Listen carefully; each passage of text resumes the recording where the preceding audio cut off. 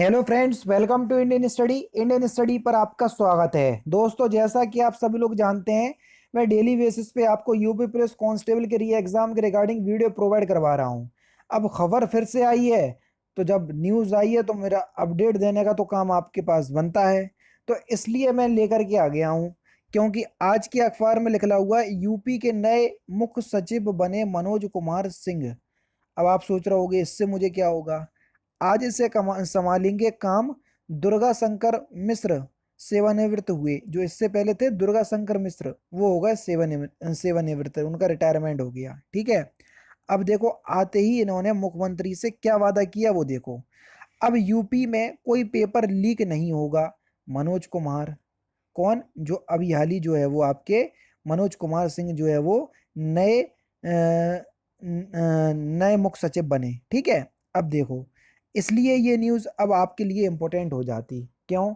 क्योंकि इनको भी पता है कि उत्तर प्रदेश के अंदर कई ज़्यादा पेपर जो है वो लीक हो रहे हैं।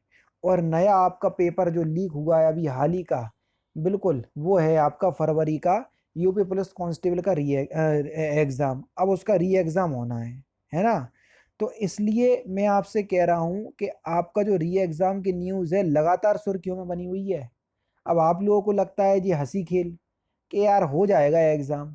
बार बार आप लोगों को बोलने का मकसद यही है कि कर लो तैयारी, वरना मौका नहीं मिलने वाला।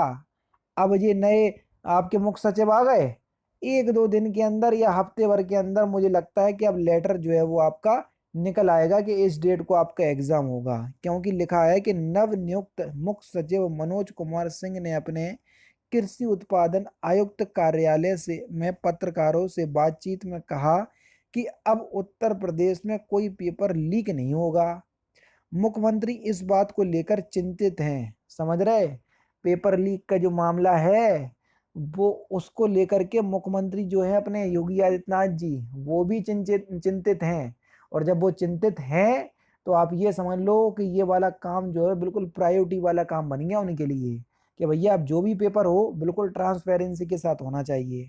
तो इसलिए मुख्यमंत्री इस बात को लेकर चिंतित हैं। इसलिए इसे रोकने के लिए नए कानून बनाए गए हैं। नए कानून क्या हैं वो मैंने पिछली वीडियो में आपको बता दिए। ठीक है।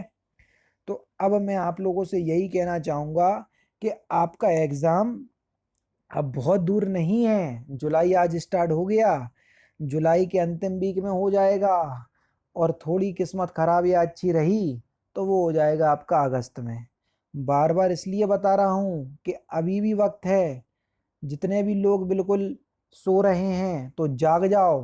क्योंकि अगर अब नोटिस आने के बाद या एग्ज़ाम डेट आने के बाद जागे तो फिर जागने का कोई काम नहीं रहेगा। मेरी तो आपसे एडवाइस रहेगी कि वैसे की वैसे ही सोते रहना, समझ रहे। और 60,244 पदों में से अगर वैकेंसी में एक सीट ना ले पाओ तो फिर तैयारी ही छोड़ देना। मैं सही बात कह रहा हूँ, गलत लग रहा होगा आपको, है ना।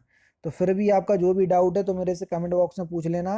बाकी आप लोगों को एक ही एडवाइस दूंगा कि डेली बेसिस पे प्रैक्टिस सेट लगाओ। डेली बेसिस पे जो प्रैक्टिस सेट में आपकी कमजोरी है उसको पकड़ो और उसका रिवीजन करते रहो।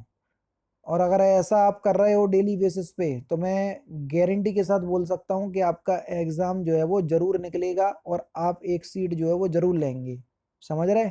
बाकी आपको जिस तरीके का भी कोई भी डाउट है तो मेरे से कमेंट बॉक्स में पूछ लीजिएगा। मिलते हैं फिर नेक्स्ट क्लास में, नेक्स्ट सेशन में। जय हिंद, जय भारत।